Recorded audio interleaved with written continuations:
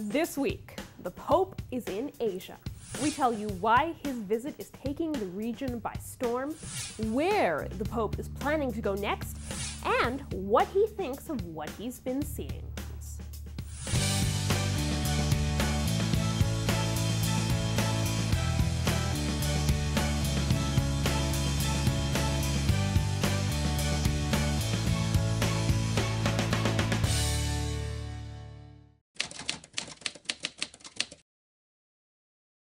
Hello and welcome to this edition of Vatican Connections. Now, all eyes are on Asia this week because Pope Francis is there. He arrived in Sri Lanka sounding a little tired but looking happy to be there. The highlight of the trip, at least for Sri Lankans, was the canonization of Blessed Joseph Vaz. The Pope also met with leaders representing different religions and paid a visit to the shrine of Our Lady of Madu, which is an iconic location in the history of the Sri Lankan Church. From Sri Lanka, he went on to the Philippines, and on board the papal plane, Pope Francis spoke about freedom of expression and freedom of religion. Now, we'll learn more about that later in the program, but first, President Mathripala Sirisena welcomed Pope Francis to Sri Lanka, saying he was honored to receive the Pope's blessing as he begins his term of office. Sirisena was elected January 8th and sworn in just days later. He reminded that the country is trying to move forward in peace after years of war between the two cultural groups. Pope Francis expressed his joy at finally arriving in the country and his own hopes for the country. CNS has more.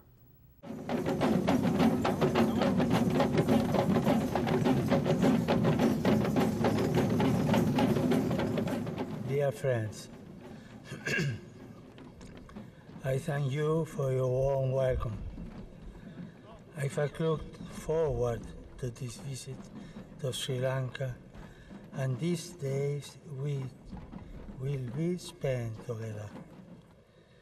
Sri Lanka is known as the pearl of the Indian Ocean for its natural beauty. Even more importantly, this island is known for the warmth of its people and the rich diversity of their cultural and religious traditions.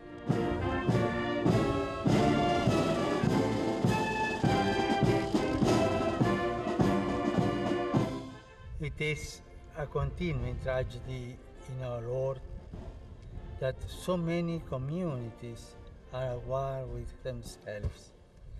The inability to reconcile the differences and disagreements, whether old or new, and giving rise to ethnic and religious tensions, frequently accompanied by outbreaks of violence.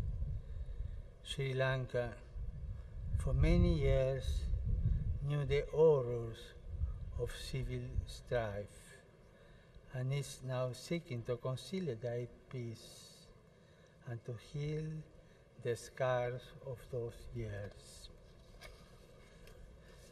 It is no easy task to overcome the bitter legacy of injustices, hostility, and mistrust left by the conflict.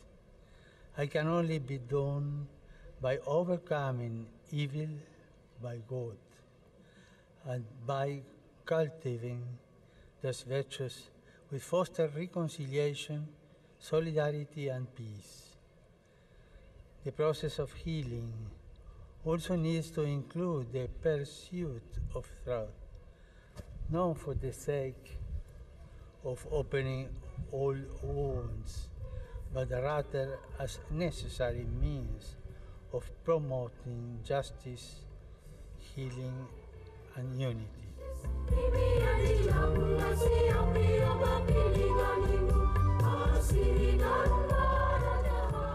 40 elephants draped in bright fabrics escorted the Pope's Pope-mobile to the Nuncio's residence. Now, he stopped so frequently to greet the people gathered along the route that the journey took twice as long as expected. That set him behind about an hour, and the Pope's meeting with Sri Lankan bishops had to be cancelled. The interreligious meeting went ahead as scheduled, however. Pope Francis met with Hindu, Buddhist, and Muslim leaders, as well as the Catholic leaders in the country. He encouraged them to bring all of their identity to the dialogue table and said it is only possible to identify common beliefs if each group is honest about what they actually believe. A great example of cross-cultural harmony is Saint Joseph Vaz, the Goan-born Oratorian priest who rebuilt the Catholic Church in Sri Lanka under the radar. He eventually received approval to minister more widely from a Buddhist king who was impressed because Vaz was treating people suffering from smallpox. Here's what Pope Francis had to say about the new saint during the canonization Mass.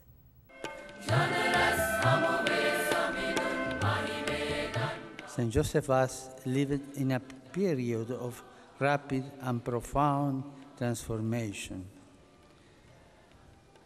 Catholics were a minority and often divided within.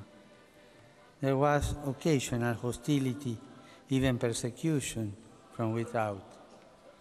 And yet, because he was constantly united with the crucified Lord in prayer, he could become for all people a living icon of God's mercy and reconciling love. His example continues to inspire the Church in Sri Lanka today.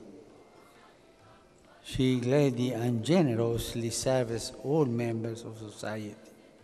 She makes no distinction of race, creed, tribe, states, or religions in the service she provides through her schools, hospitals, clinics, and many other charitable works. All she asks in return is the freedom to carry out this mission. Religious freedom is a fundamental human right. Each individual must be free, alone or in association with others, to seek the truth and to openly express his or her religious conviction, free from intimidation and external compulsion. As the life of Saint Joseph Vaz teaches us, genuine worship of God bears fruit not in discrimination, hatred, and violence, but in respect for the sacredness of life, respect for the dignity and freedom of others, and loving commitment to the welfare of all. Saint Joseph knew how to offer the truth and the beauty of the gospel in a multi-religious context with respect, dedication, perseverance, and humility. This is also the way for the followers of Jesus today.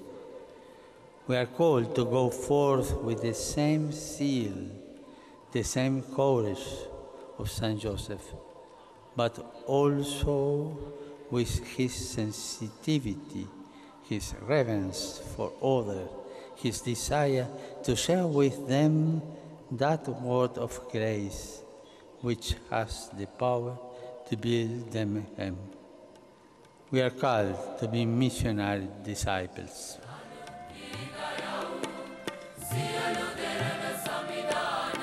Every nation with a Catholic presence of some sort has its own devotions, especially Marian devotions.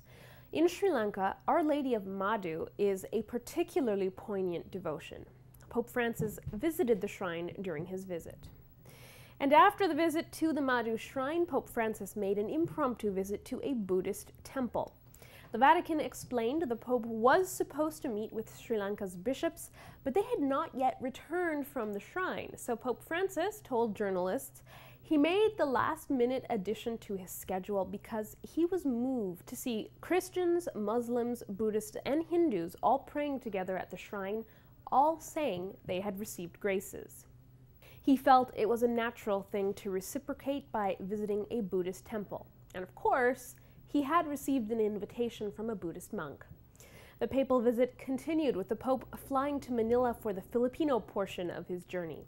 We'll have more on that portion of the visit coming, but first we get some insight into the places Pope Francis has visited in Sri Lanka and the significance of that trip. Did you know Pope Francis is the third pontiff to visit Sri Lanka?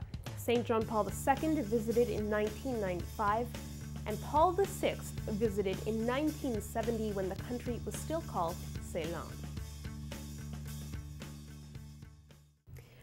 Father Francis J. Ceylon is a Rosarian priest from Sri Lanka. He's currently serving in Canada at Our Lady of the Rosary Shrine in Ontario. Now, he's on the line via Skype.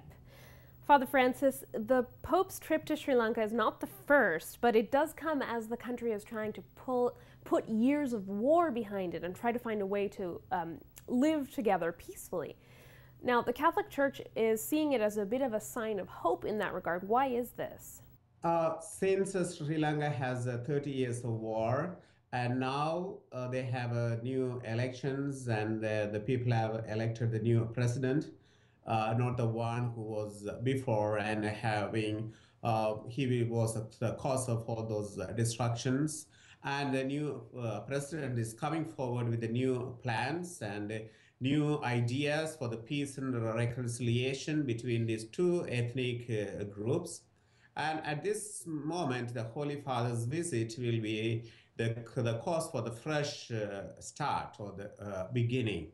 And the Holy Father's blessings within a few days of the new government we will bear fruit for the future of the people and heal, especially the healing of wounds that was created by this long war and people's life. Therefore, this will really bring a new hope, new beginning, and the new start, and refresh the minds and hearts of the people to forget the past and move forward. Right. And the other big moment for Sri Lankans was the canonization of Joseph Vaz. Many people have never heard of him. Tell us about him. Blessed Joseph Vaz, now he is a Saint Joseph Vaz, as I am talking to you, he is a saint already. And he came to Sri Lanka from India. He was born in Goa, India, on to the 21st April 1651. He has a desire to go on missionary work, and that was a time Sri Lankan Catholics were really having a very hard at the time because of the Dutch colonization.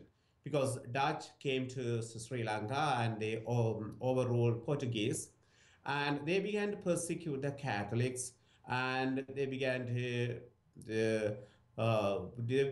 spread the Protestant faith. And the Catholics have no place even to publicly worship. And this was at the time St. Joseph Vaz entered Sri Lanka as a beggar. He disguised himself as a beggar and entered Jaffna for the first time. Then he began to visit house begging, and he's asking for alms and begging. And as he goes to the houses, and when they were generous towards him, he just began his little to the talk about the religion and to find out whether they are Catholics.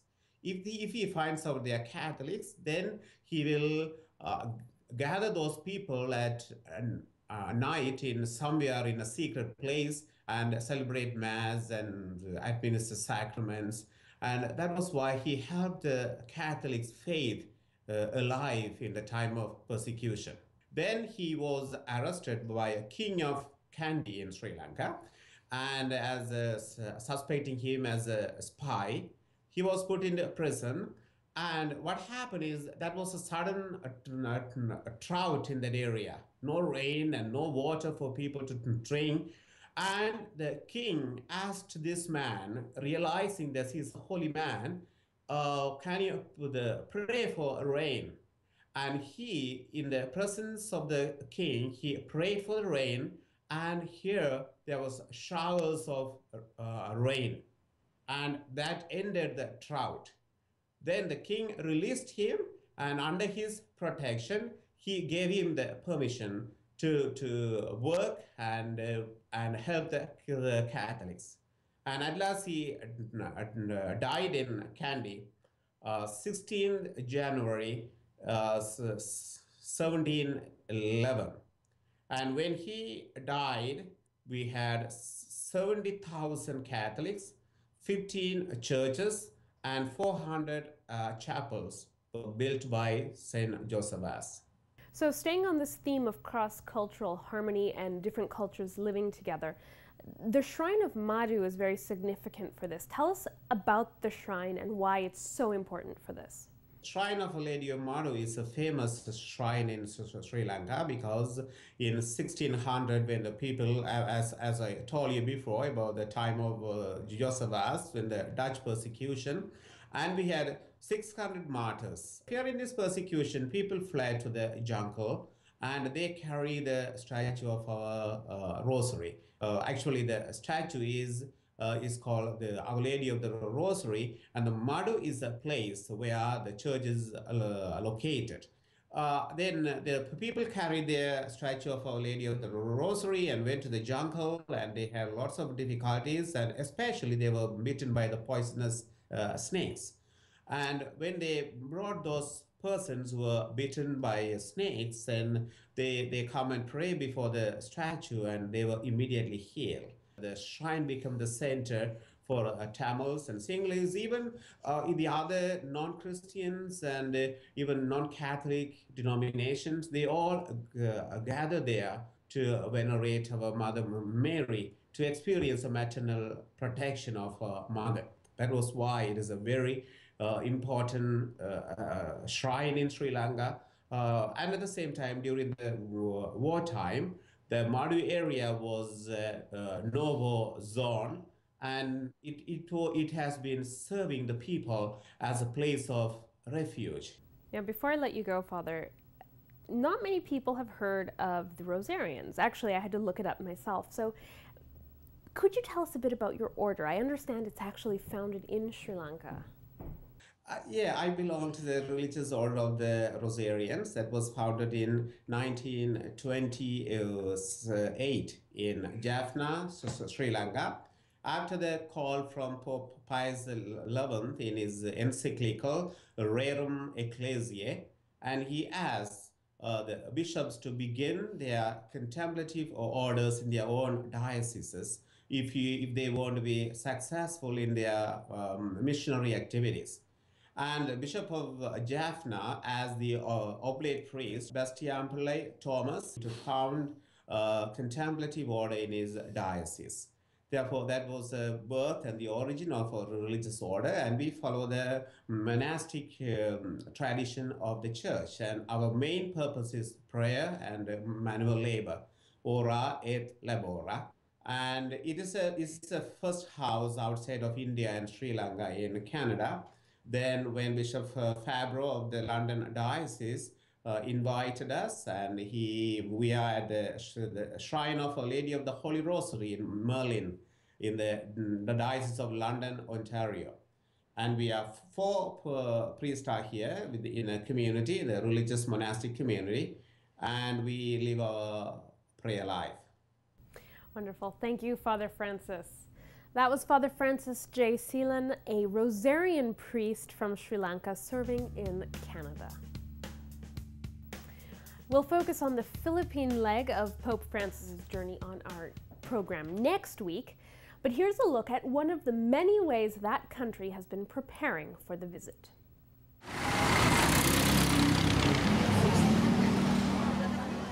Pope Francis is scheduled to arrive in the Philippines January 15th.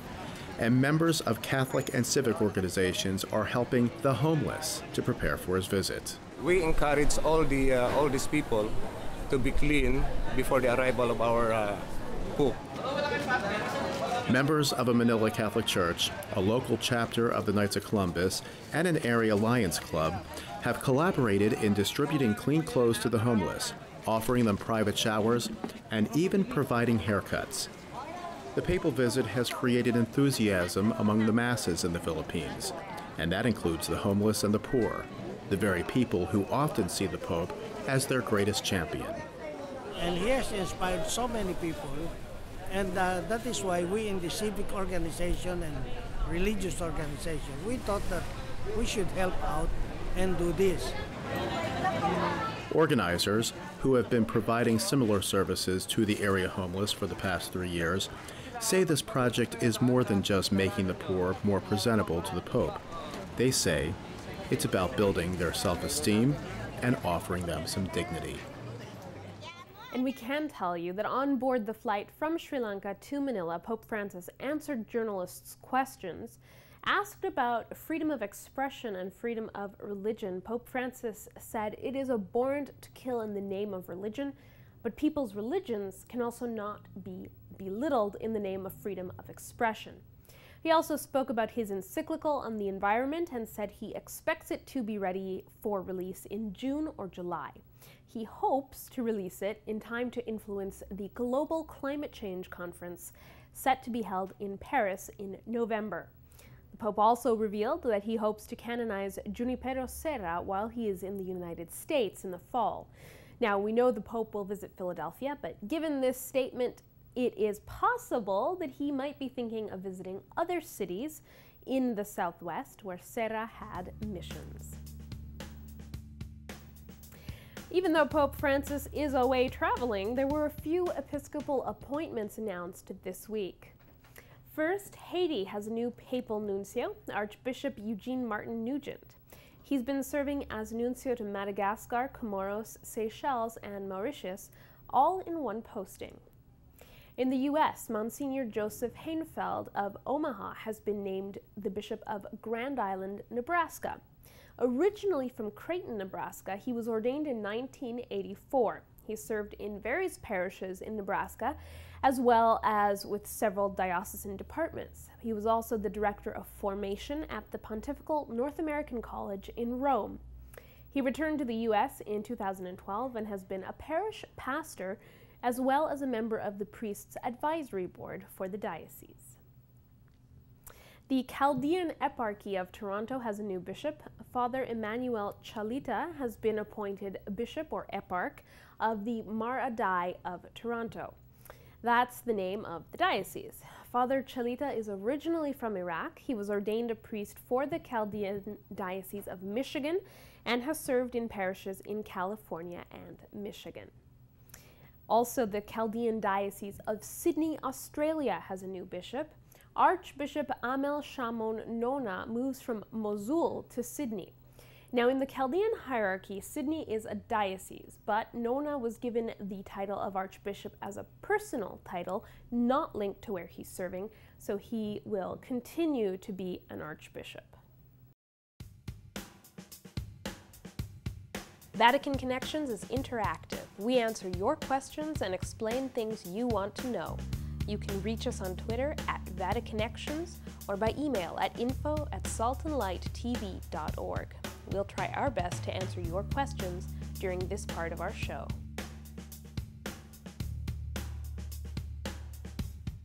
Well, that's it for this edition of Vatican Connections. Join us again next week as we take an in-depth look at the second leg of Pope Francis's Asian voyage. As always, you can follow us on Facebook or Twitter, or check our blog for regular updates, and we are now available on Roku. From everyone here, thanks for watching, and see you next time.